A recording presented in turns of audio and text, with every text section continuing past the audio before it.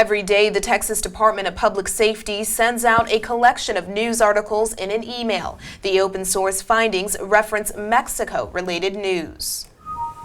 Along with local law enforcement, the emails reach the inboxes of FBI agents, Immigration and Customs Enforcement officers, and State Department diplomats. CBS 4 News dug through 3 months of those emails to see just how accurate of a picture they paint about our neighbors to the south. 4 human heads with a narco message found in Zacatecas. Cartel torture victim leads Mexican cops to stash house near Texas border. Mexican border mayor's bodyguard shanked to death. These are just a few of the eye-catching headlines included in these open source findings. They're disseminated daily by the Department of Public Safety's Border Security Operations Center in Austin.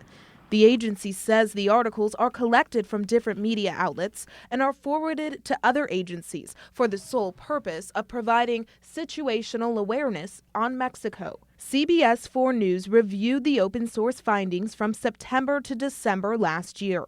Most are from Borderland Beat, a blog that warns visitors, quote, "Most content is for information purposes only and is not from direct official sources, and in most cases, not confirmed." Breitbart, Texas, a conservative news and opinion website, is also a commonly used source. Websites from Germany and India also made the list, while established credible media outlets such as the New York Times are chosen as sources only a handful of times. Mexican news outlets virtually never appear. We took DPS's open source findings to Guadalupe Correa Cabrera, a professor at the University of Texas, Rio Grande Valley. She spent her career analyzing politics in Mexico. I know how to analyze what's going on in Mexico. From this news story, if you just base your understanding of Mexico from what you read in these stories, you will have a totally distorted image of what's happening in the country.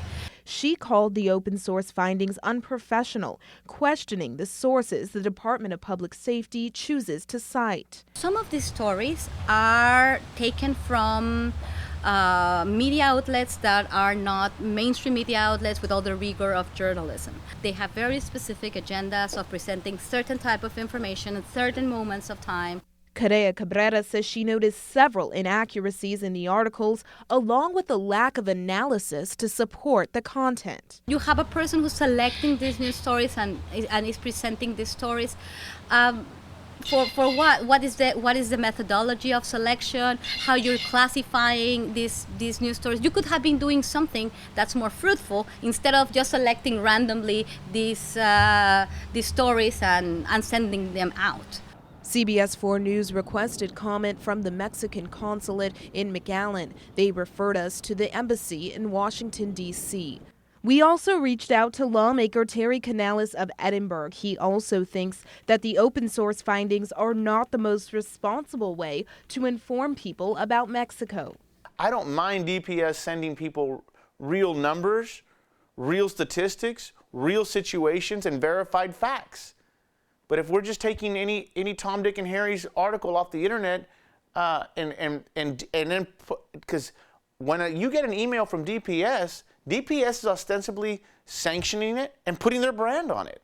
The person selecting the stories is Border Liaison Officer Charles Bolden. CBS 4 News requested an interview with him at his office in Austin.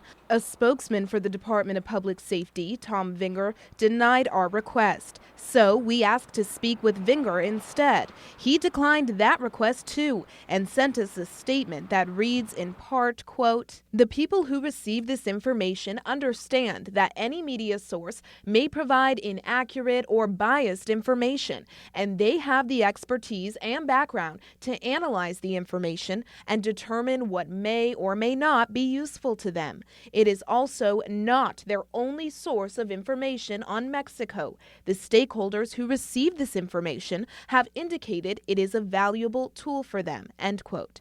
Correa Cabrera fears the emails could create a misunderstanding about Mexico that could lead to bad policy-making decisions. Representative Canales shared that sentiment. As a legislator, we hear from law enforcement groups. We have interest groups such as police associations.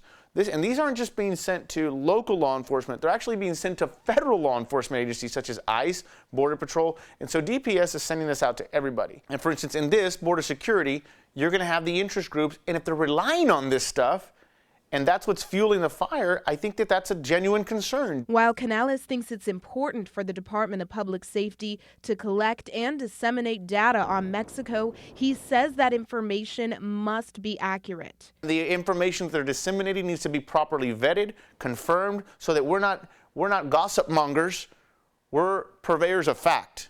In a statement to CBS 4 News, Tom Vinger, the spokesman for the Texas Department of Public Safety, says that from now on, those daily open source findings will include a disclaimer. From the Department of Public Safety headquarters in Weslaco, Annalise Ortiz, CBS 4 News and ValleyCentral.com.